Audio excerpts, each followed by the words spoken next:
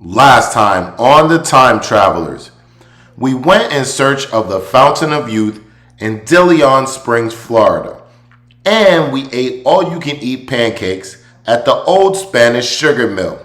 So if you didn't get a chance, go check that out. And before we get started, make sure you like this video, smash that subscribe button, and hit the notification bell for all our latest content. And now, St. Augustine. What is up, guys? We are here in St. Augustine, and we keep seeing a familiar theme throughout our travels in Florida, and it is this guy here, PDEL. What do you guys think that stands for? It is Ponce De Leon once again strikes back, and we're all the way out here in St. Augustine.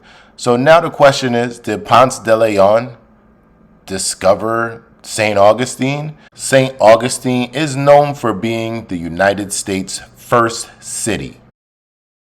Being America's first city, St. Augustine is known for many things, and ghost stories is one of them.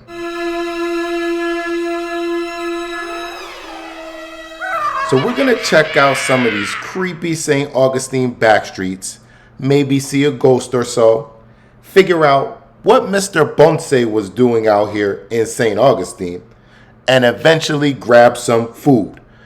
Let's go, guys.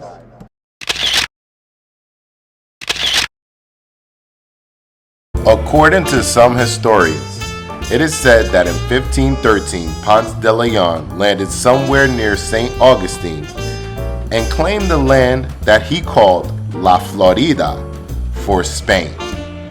However, as more time passes, many historians say that the man whose name graces schools, hotels, cities, towns, waterways, etc., actually got to La Florida after other known European explorers and cartographers mapped the area.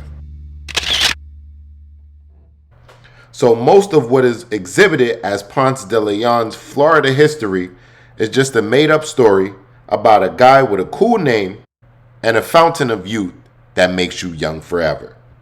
Maybe that's why Florida has the second highest population of 65 and over. Bingo! Turns out Ponce de Leon may be just another one of Florida's tourist traps. Gotcha!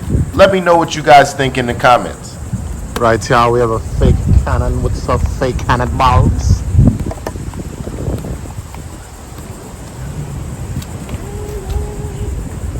Cannonball! Oh, it says stay off the cannon. Oh. Just kidding.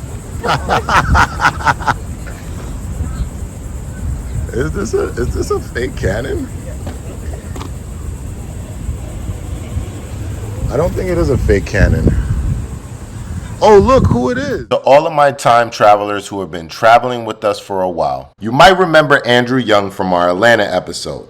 So if you didn't get a chance, go check that out. So, you might be wondering what Atlanta's former mayor was doing out in St. Augustine, Florida. Well, on June 9, 1964, Andrew Young and a group of civil rights marchers were attacked by a racist white mob, but every time he got knocked down, he kept on walking until he got knocked unconscious, which is symbolized by the footprints in bronze. This area is called Andrew Young Crossing. At that moment, something walked past me that had I not been filming, you probably would not have believed. Was it a ghost? Was it 90-year-old Andrew Young strolling through the park? Neither. It was a dog, literally human, walking on his hind legs toward me, with a pair of what looked like to be Chuck Taylors on his feet. That's what's up. That's a cool dog. After seeing the dog, we decided that things in St. Augustine may not always be what they seem. And after getting a little lost, we started to get a bit hungry and started looking for food. But the more we looked for food, the more lost it seemed we got. After a while, it seemed like we were being guided in a certain direction. Eventually, we wound up in an antique Polish restaurant.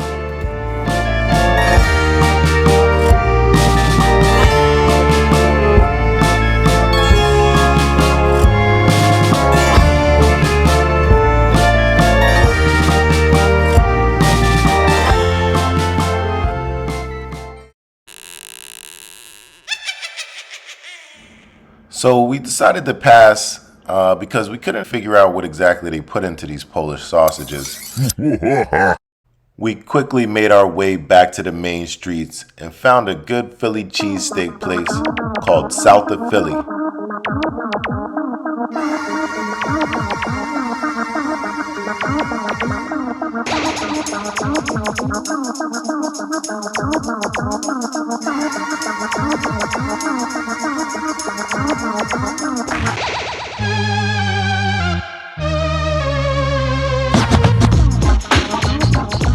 Honestly, South of Philly had a pretty nice vibe. I could almost imagine myself being transported to Philly. I mean, they had it all. Everything from the Eagles to the Flyers. And with the selection of pinball machines and video game arcade, you really can't go wrong. And they also have a tasty selection of adult and children's beverages. And the cheesesteak, it's like having Philly in Florida.